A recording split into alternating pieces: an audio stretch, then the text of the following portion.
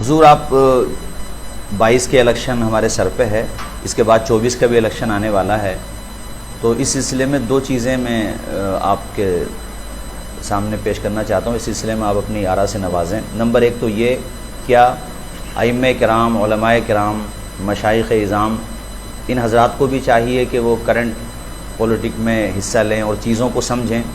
دوسرا سوال یہ ہے، کیا ایسا ہو سکتا ہے کہ مسلم مائنورٹی کسی وقت جا کر کے اگر یہ اسٹرگل کرتی ہے، محنت کرتی ہے، تو ایسی ایسی صورتحال آ سکتی ہے کہ ہم کنگ میکر کی صورت میں ابھر کے آ جائیں؟ یہ دو بات۔ بسم اللہ الرحمن الرحیم۔ پہلی بات تو میں آپ کو یہ واضح کر دوں کہ لوگ ہماری باتوں کو بہت گہری سیاست سے جوڑتے ہیں۔ خیر، ان کی اپنی اپنی مرضی ہے۔ بعض ہمارے ہاں حالات ایسے ہیں کہ سیاست کو ایک شجر ممنوعہ کے طور پر بھی دیکھا جاتا ہے، یعنی بالکل ہی ایسی چیز ہے کہ اس میں جانا ہی نہیں چاہیے، حصہ لینا ہی نہیں چاہیے۔ آپ کے دو سوالات ہیں۔ آپ نے کہا کہ ائمہ علماء کو حصہ لینا چاہیے موجودہ سیاست میں یا نہیں۔ پہلے اس کو میں واضح کر دوں کہ سیاست میں حصہ لینا ایک الگ چیز ہے اور سیاسی شعور بیدار کرنا ایک الگ چیز ہے۔ بہت اچھی بات۔ یہ دو الگ چیزیں۔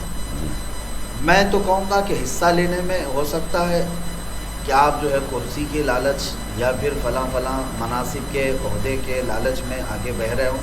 قوم بھی یہی سمجھتی ہے کہ میاں ان کو فلاں چیز کی ضرورت ہے۔ علماء کا جو منصب ہے، ائمہ کا جو منصب ہے، وہ ہے سیدھا راستہ دکھانا، ٹھیک، سیاسی شعور بیدار کرنا۔ اور حیرت ہوگی آپ کو، میں نے پچھلے سال یہ عرض بھی کیا تھا کہ حضور غوث اعظم دستگیر سیدنا عبد القادر جیلانی رضی اللہ تعالیٰ عنہ کے حالات اور مناقب بہت بیان کیے جاتے ہیں، مگر آپ دیکھیں ان کی زندگی کا ایک ونگ، ایک پہلو یہ بھی ہے کہ آپ نے بغداد میں سیاسی شعور بیدار کیا ہے۔ بے شک بے شک۔ اور کبھی آپ اس انداز سے مطالعہ کریں ان کو، سرکار عبد القادر جیلانی رضی اللہ تعالیٰ عنہ کو، تو آپ کو اندازہ ہوگا کہ آپ نے گورنر سے لے کر خلیفہ تک کی اصلاح کی۔ صلاح الدین ایوبی تک نہیں، وہ تو الگ چیز ہے، بات جی جی ہاں، اصلاح کی ہے جی۔ لیکن اس زمانے میں جو خلفاء تھے، باضابطہ ایسا بھی ہوا تھا کہ جب آپ شیخ عبد القادر جیلانی رضی اللہ تعالیٰ عنہ بغداد آئے تو حالات ایسے بھی بیان کیے گئے کہ کسی جامع مسجد میں شیخین کا نام لینے پر کوڑے بھی مارے جاتے ہیں۔ اللہ اکبر، یہ صورتحال تھی۔ دنیا یوں ہی نہیں آئی ہے جی جی، جس میں تقریباً تمام چیزوں کے رد سے سب سے زیادہ رد اس کا بھی ملتا ہے۔ جی جی۔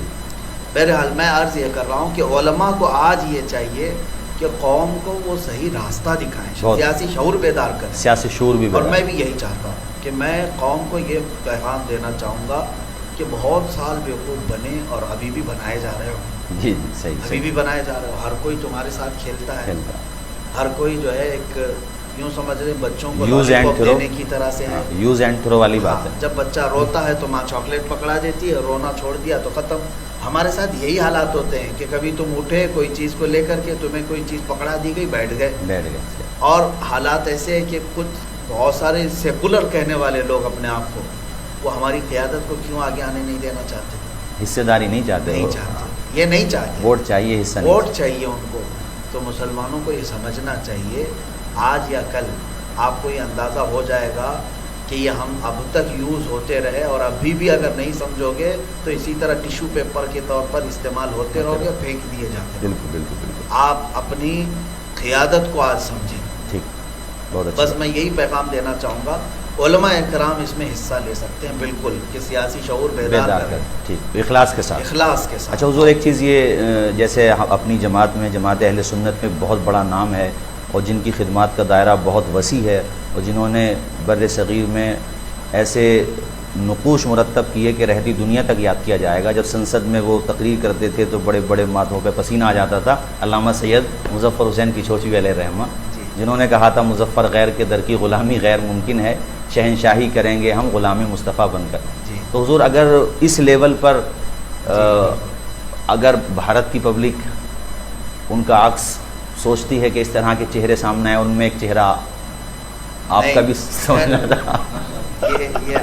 نہیں، مطلب ان کا ایک محبت ہے، پیار ہے، آپ کی محبت ہے، اور کہاں موازنہ کی وہ بات تو تو نہیں الگ ہے، ان کی ایک میں حالانکہ ہمارے معاملات میں اکثر میں جو ہے علماء کو جی یہ بتاتا بھی ہوں، جیسے میں حضرت کفایت علی کافی رحمۃ اللہ علیہ ہاں، رات بھی ذکر کیا تھا آپ نے، رات بھی وہ اسی طرح مراد آباد کے سید رہنے والے ہیں۔ مظفر حسین کچوچوی رحمۃ اللہ میں ناظرین کو بتا دوں کہ حضرت کا دورہ تھا ماشاءاللہ، اور بڑا عمدہ خطاب رہا، اور رات حضرت نے چونکہ مراد آباد سے متصل پیپلس آنا جو حضور حافظ ملت کی سرزمین ہے اسی کے بالکل قریب پیپلس آنا، تو حضرت نے تقریر کے آغاز ہی میں جو مجاہدین آزادی تھے ان میں جو جن کے اسماء گرامی سر فہرست آتے ہیں ان میں سے ایک علامہ سید کفایت علی کافی، وہ اسی مراد آباد کی سرزمین سے تھے، تو مجھے بڑی خوشی ہوئی کہ حضرت نے مراد آباد کی سرزمین پر اپنی تقریر کے آغاز ہی میں ان کا تذکرہ کیا، اور بڑے خوبصورت انداز میں کہا کہ کچھ بھی ہو جائے مگر علامہ کفایت علی کافی پھانسی کے پھندے کو چومتے ہوئے یہ کہہ کر کے چلے گئے کہ کوئی گل باقی رہے گا، نئے چمن رہ جائے گا، پر رسول اللہ کا دین حسن رہ جائے گا۔ بڑی خوبصورت بات کہی۔ تو امید ہے چونکہ بھارت کے مسلمانوں کے دلوں میں حضرت نے جو اسٹرگل کیا تھا اور اس موقع پہ اسٹیپ لیا تھا، یقیناً بہت سارے لوگ اختلاف پہ رائے بھی کرتے ہیں، ان کو بھی اپنا حق ہے، لیکن یہ تو ماننا پڑے گا کہ بہت جرأت کا کام تھا، بڑی ہمت کا کام حضرت نے اس وقت کیا تھا۔ آپ نے حضرت سید مظفر حسین صاحب کی بات چھیڑی، تو میں یہ کہوں کہ جس طرح سے ان کو میں ذکر کرتا ہوں، اسی طرح علماء اکرام کو میں یہ کہتا ہوں کہ قید بند ان تمام صحبتوں کا خوف اپنے دل پر نہ لائیں۔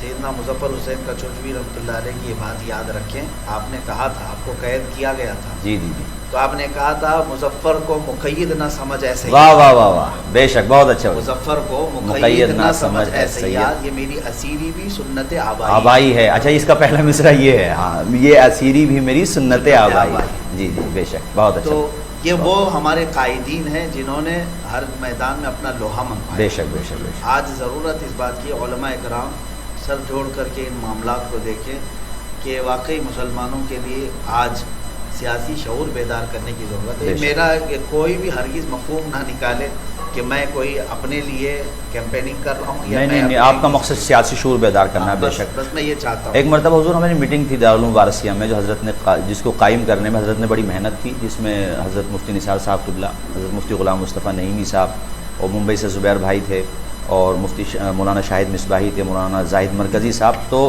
اس موقع پر میں نے پہلی دفعہ گومتی نگر جو لکھنؤ کا دل ہے، ایسی جگہ پر اتنی اراضی اور پھر اس پہ اتنا شاندار ادارہ بنانا، تو وہاں کے لوگوں نے بتایا کہ اس ادارے میں جو رنگ بھرا ہے اور اس کو جو زمین مہیا کرانا، ساری قانونی کارروائی کرنا، تو وہ بتا رہے تھے کہ اگر سید مظفر حسین کچوچوی علیہ الرحمہ کا تعاون اور آپ کا سیاسی اثر و رسوخ نہ ہوتا تو شاید یہ کام اتنا آسان نہیں ہو پاتا۔ تو حضرت نے جو فرمایا سیاسی شعور بیدار کرنا یہ بہت ضروری ہے، اور ہمارا بے شک۔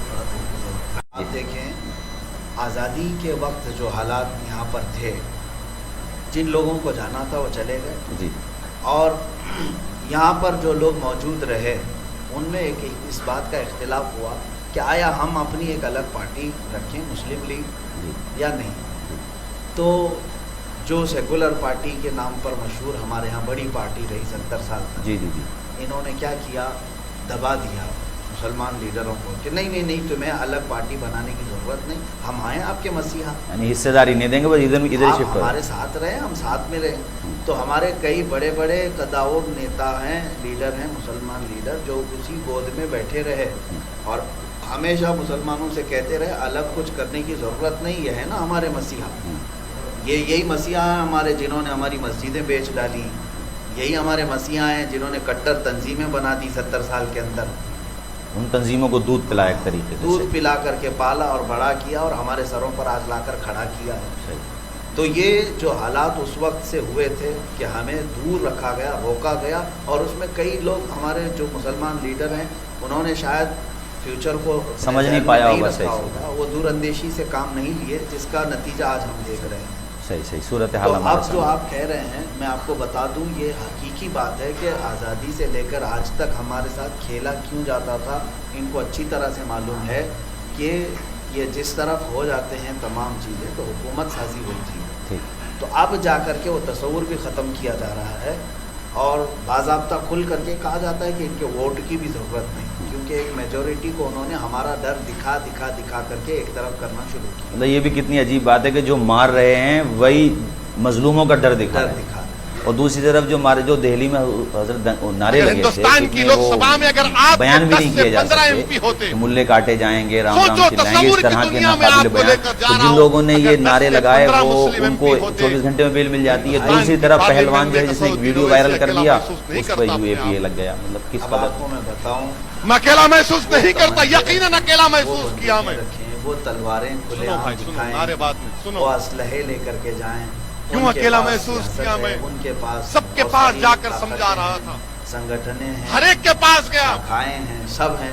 اور خدا پھر بھی کی جو ہے نا قسم ڈر مجھے زندگی میں کبھی اتنا میں نے اکیلا 800 سال رہے، ہمارے پاس حالات 800 میں نے 900 اپنے سال ہاتھوں سے رہا، اپنی لیکن بات کتنی اب ان لوگوں کو ڈر. کہ جس ہم کو خبر میں اتارا اس وقت بھی اکیلاپن محسوس نہیں ہوا جب میں اپنی آنکھوں کے مدعا نہیں سامنے دیکھ رہا تھا کہ میری شریعت میں منع سمجھتے ہیں ہندو بھائی بھی سمجھتے ہیں. صحیح بات. جو میں بے بس تھا، اکیلا دیکھ رہا تھا. ایسا دکھ رہا تھا کہ دوبارہ 6 دسمبر میرے آنکھوں کے سامنے نظر آ رہی بڑے بڑے کہ کس طرح سے تم نے میرے مسجد کے اینٹوں کو نکالا تھا. اس طرح کا ایک منظر پیش ہو رہا ہمارے ساتھ کھیل رہے ہیں کہ اس لیے ہم کو آپ دکھانا چاہ رہے ہیں کہ سال ہم سے ہم لوگ زندہ نہیں رہ ساتھ سکتے، رہتے آ رہے ہیں. آج تو کوئی بات کہ ہم اپنی شریعت پہ چل نہیں سکتے. راجنیتی کا